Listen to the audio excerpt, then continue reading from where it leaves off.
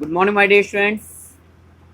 मैं आपका विज्ञान अध्यापक शुभम तिवारी माया ज्ञानोदय संस्कार अकादमी बिरदा ललितपुर से आप सभी विद्यार्थियों का आज के इस वीडियो क्लास में बहुत बहुत स्वागत करता हूं। विद्यार्थियों, जैसा कि आप जानते हैं कि आज 1 अक्टूबर 2020 दिन गुरुवार है और आज हमारा 9वें लेसन का जो एक नया टॉपिक है वो है हमारा रुधिर वर्ग।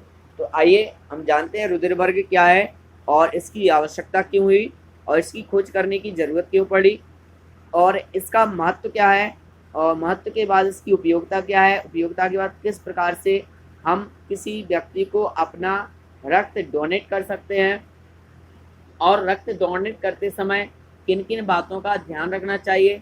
इन सभी बातों पर चर्चा करने के लिए आइए हम चलते हैं आज के इस टॉपिक की ओर। टॉपिक है रुधिर वर्ग।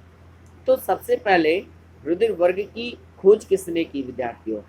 तो लैंडस्टीनर नामक एक वैज्ञानिक थे जिन्होंने 1868 ईस्वी में इस खोज पर चर्चा किया, विचार विमर्श किया और अपनी जानकारियों को जुटाना प्रारंभ किया तथा सन 1943 ईस्वी में इस पर एक अपना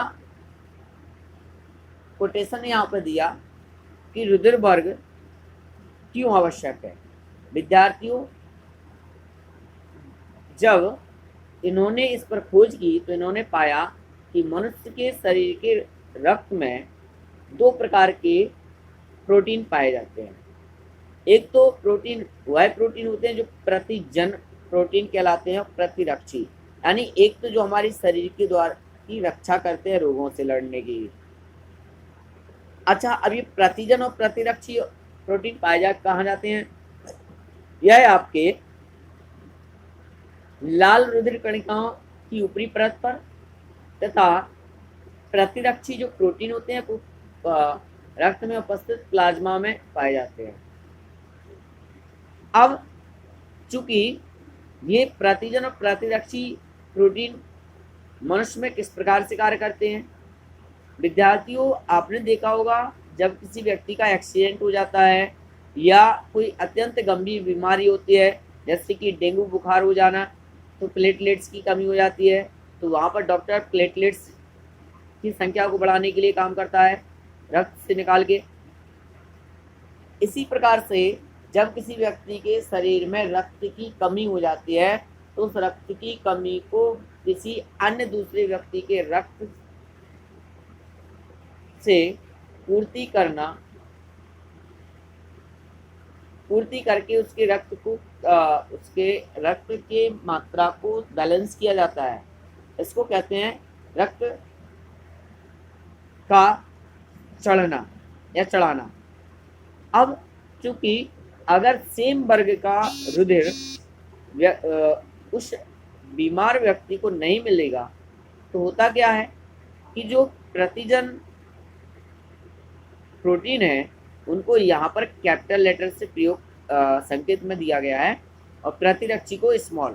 जब कैपिटल ए और कैपिटल स्मॉल ए यानी प्रतिजन ए और प्रतिरक्षी ए अगर इनका आपस में संबंध हो जाता है तो विद्यार्थियों यहाँ पर ब्लड रुक जाता है, ब्लड में अवरुद्ध हो जाते हैं, क्लॉट जम जाता है, थक्का जम जाता है, जिस कारण से व्यक्ति की मृत्यु भी हो सकती है। तो यहाँ पर इनका क्लॉट जम जाता है। क्लॉट जमने के कारण से क्या होता है? रक्त का आदान प्रदान रुक जाता है। आदान प्रदान रुक जाने से होता क्या है कि व्यक्ति की मृत्यु भी हो सकती है। इसलिए इस रुधिर वर्ग का बड़ा ही महत्व है। तो विद्यार्थियों, जब डॉक्टर किसी भी दूसरे पेशेंट को यानी बीमार व्यक्ति को जब रक्त चढ़ाता है तो वह उसके रक्त के वर्ग का परीक्षण करता है कि इस व्यक्ति का जो रक्त है वो किस ग्रुप का है, किस समूह का है, ए ग्रुप का है, बी ग्रुप का है या फिर ए बी और ओ। यहाँ पर प्रतिजन को 4 भागों में बांटा गया है, A B group, A B group और ओ ग्रुप। तो यहाँ पर ए तालिका के माध्यम से समझाया गया है, यहाँ हम समझ सकते हैं ए बी और ओ। प्रतिजन ए एंटीजन है, बी एंटीजन है, ए बी और एंटीजन है कोई नहीं है।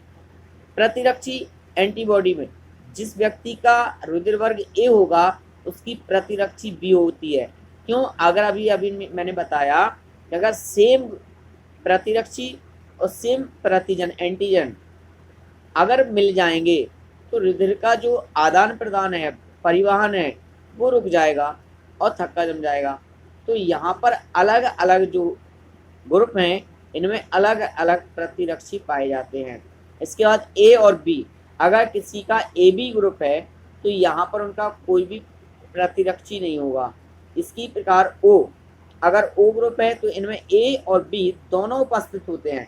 तो विद्यार्थियों यहाँ पर A positive A negative, B positive B negative, A B positive A B negative और ओ पॉजिटिव और ओ नेगेटिव होता है। तो विद्यार्थियों यहाँ पर इस प्रकार से रुधिर वर्ग को बांटा जा गया है।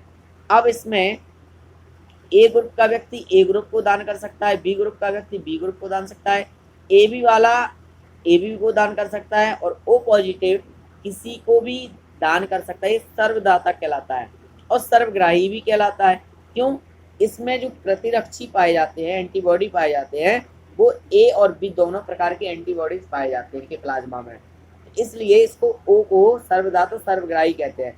परंतु डॉक्टर इस चीज़ को बहुत ही रेयर केस में, बहुत ही रेयर कंडीशन में यूज करते हैं। जब किसी व्यक्ति का कोई भी ग्रुप का रक्त अगर उन्हें नहीं मिलता है और उसकी जान बचाना होता है तो इन केस वह डॉक्टर ओ ग्रुप के व्यक्ति का ब्लड उस पेशेंट के बॉडी में चढ़ा देता है।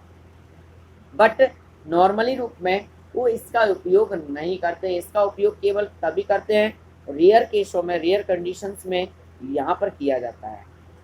तो विद्यार्थी ये था रुधिर वर्ग। रुधिर वर्ग का महत्व क्या है? तो अभी मैंने जाना रुधिर वर्ग का महत्व क्या है। विद्यार्थियों, किसी व्यक्ति की जान बचाना, किसी व्यक्ति के को हम रुधिर दान करके उसकी जान बचा सकते हैं। अब जरूरतमंदों को रक्तदाताओं द्वारा रक्त बैंकों से भी ब्लड मिल जाता है। इन ब्लड बैंक में क्या होता है कि जो भी व्यक्ति अपना रक्तदान करना चाहता है वह रक्तदान स्वेच्छा से कर सकता है। जब कोई व्यक्ति अपना रक्तदान करता है तो वहाँ पर जो डॉक्टर होते हैं वह उनका परीक्षण करते हैं। जो रक्तदान करता है उसका परीक्षण करते हैं कि क्या इसे कोई किसी प्रकार की बीमारी तो नहीं है। तो जब सभी तरह के परीक्षण सही होते हैं तो वह उस व्यक्ति का रक्त ब्लड बैंक में ले लेते हैं और समय आने पर किसी व्यक्ति की जान बचाने या उसमें रक्त की कमी की पूर्ति करने के लिए उसको ब्लड बैंक से ब्लड का प्राप्त हो जाता है। तो इसलिए आज इस ब्लड बैंक का बड़ा ही महत्व है और रुधिर वर्ग का महत्व हो चुका है। अब बात करते हैं यहाँ पे रक्तदान और आधान की। तो रक्तदान करने का मतलब क्या है कि किसी भी व्यक्ति के द्वारा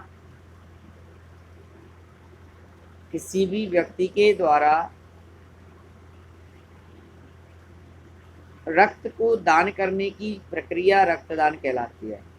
अब ऐसा क्यों?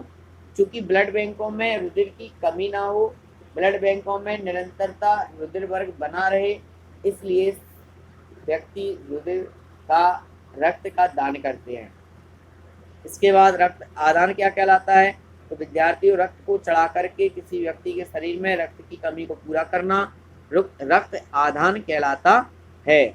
जो व्यक्ति रक्त दान करता है उसे रक्तदाता कहते हैं और जिस व्यक्ति को रक्त चढ़ाया जाता है उसको ग्राही कहते हैं। तो विद्यार्थियों, ये था हमारा आज का टॉपिक। कल पुनः इसी समय पर उपस्थित होंगे। अगले टॉपिक पौधों में परिवहन कैसे होता है, तो इस पर चर्चा करने के लिए उपस्थित होंगे। तब तक के लिए नमस्कार। Thank you very much.